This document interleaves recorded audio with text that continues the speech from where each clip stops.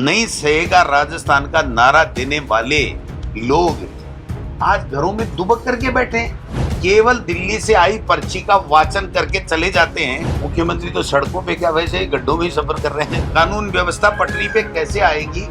कैसे अपराधी, बजरी माफिया, खनन माफिया, गुंडे किस तरीके से हावी हो गए प्रदेश के ऊपर। जब बरसात आती है तो पूरा का पूरा जयपुर जाम हो रहा है। किसी भी सिटी को ले लीजिए, आपदा राहत की कोई बात नहीं है। आपदा राहत का मंत्री गायब है, उसका पता नहीं है कब आ गया। कि मेरी भवानी जागेगी तब आऊंगा। तो गठबंधन का फैसला पार्टी आला कमान करेगा।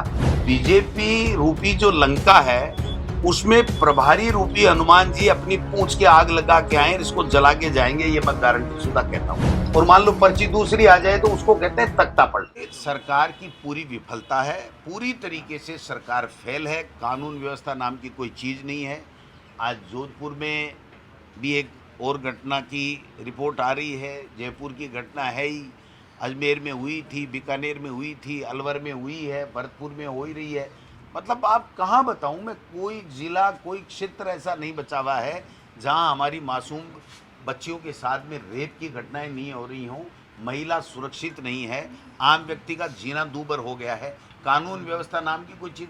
आज प्रदेश का मुख्यमंत्री गृह मंत्री है और एक वर्ड नहीं बोलता, और मीडिया के सामने 3 बार 4 बार आपके सामने आए हैं मुख्यमंत्री जी। केवल दिल्ली से आई पर्ची का वाचन करके चले जाते हैं और आप पूछते रहते हो मुख्यमंत्री जी कोई सवाल तो लो, सवाल तो लो, और वो मुस्कुरा करके नमस्ते करके चले जाते हैं। तो आप बताइए फिर जिम्मेदारी किसकी होगी? कौन जवाब देगा कि ये कानून व्यवस्था पटरी पे कैसे आएगी? कैसे अपराधी, बजरी माफिया, खनन माफिया, गुंडे किस तरीके से हावी हो गए प्रदेश के ऊपर। नहीं सहेगा राजस्थान का नारा देने वाले लोग आज घरों में दुबक करके बैठे हैं। कोई जिम्मेदारी लेने को तैयार नहीं है कि भाई कौन क्या काम करेगा, नहीं करेगा। भ्रष्टाचार समाप्त करने की बातें करने वाले लोग भ्रष्टाचार के आकंठ में डूब गए। ये तो देख रहे हैं पता नहीं किसका कब नंबर कट जाए, कब कुर्सी से उतर जाए।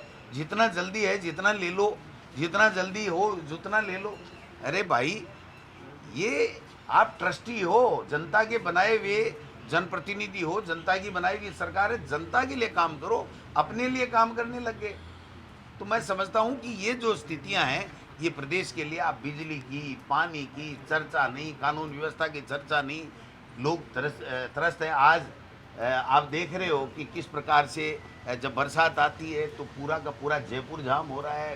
किसी भी सिटी को ले लीजिए, आपदा राहत की कोई बात नहीं है। आपदा राहत का मंत्री गायब है, उसका पता नहीं है कब आ गया। कि मेरी भवानी जागेगी तब आऊँगा।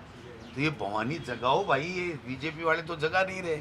आप मीडिया वाले और विपक्ष वाले हम चेष्टा करें कि उनकी भवानी को जगाएं कि आ जाओ महाराज, अब हो गया आपका काम। कार्यकाल 45 दिन बाद में तो सब कुछ हो जाता है ना। तो 45 दिन बाद में आ जाओ, हम तो कुछ नहीं कहेंगे। ये मैं गारंटी लेता हूँ कि प्रतिपक्ष उनको कुछ नहीं कहेगा, क्योंकि वो सम्मानीय नेता हैं, जनता के चुने हुए जनप्रतिनिधि हैं। वो मंत्री उनको बनाया गया है। जब तक ऊपर से उनके खिलाफ पर्ची नहीं आए तब तक उनको काम करना चाहिए। कोई सूचना नहीं है, स्टेट लेवल पर कोई गठबंधन आज की तारीख में नहीं है। लेकिन मैं ये कहना चाहता हूँ, हम हमारी तैयारी कर रहे हैं। हम 6 जगह चुनाव लड़ें, ये हमारी तैयारी के लिए हम लोग कवायद कर रहे हैं। बाकी जो गठबंधन के फैसले होते हैं वो गठबंधन पार्टी आलाकमान करता है, वो चाहे लोकसभा हो चाहे वो विधानसभा हो। तो गठबंधन का फैसला पार्टी आलाकमान करेगा तो उसको हम मानेंगे, नहीं तो हम हमारी तैयारी 6 जगह हम कांग्रेस पार्टी का उम्मीदवार उतार करके उसको जिताएं, इस बात में हमारी तरफ से हम कोशिश। बीजेपी के पार्टी आलाकमान से भी एक रिक्वेस्ट करना चाहूँगा, मुख्यमंत्री जी से भी रिक्वेस्ट करना चाहूँगा कि इन प्रभारी महोदय को आप बार बार राजस्थान बुलाएं। इनका हर क्षेत्र में, हर जिले में, हर ब्लॉक में, हर संभाग में भाषण कराएं, क्योंकि ये बीजेपी रूपी जो लंका है ना, क्योंकि अब लंका सोने की चिड़िया थी और बीजेपी सत्ता में है तो सोने की चिड़िया ही है। तो बीजेपी रूपी जो लंका है उसमें प्रभारी रूपी हनुमान जी अपनी पूंछ के आग लगा के आए, इसको जला के जाएंगे, ये मैं गारंटी शुदा कहता हूँ।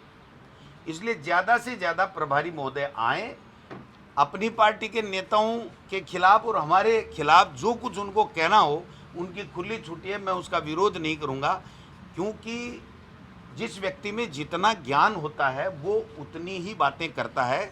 और प्रभारी महोदय उत्तर प्रदेश से कुंठा से भर करके वहाँ उनकी चलती नहीं, इसलिए यहाँ आकर के अपनी भड़ास निकाल रहे हैं, क्योंकि वहाँ तो योगी जी बैठे हैं। योगी जी का तो आपको पता ही है, वो बुलडोजर चला देते हैं, तो इनको डर लगता होगा। तो यहाँ आकर के अपनी कुंठा मिटाते हैं, भाषण देते हैं।